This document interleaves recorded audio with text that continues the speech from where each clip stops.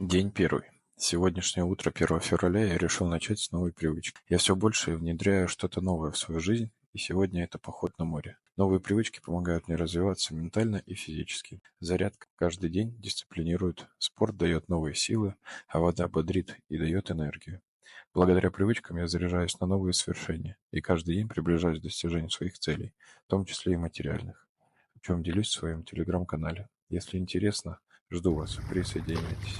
Ссылка в описании. А как начинается ваше утро?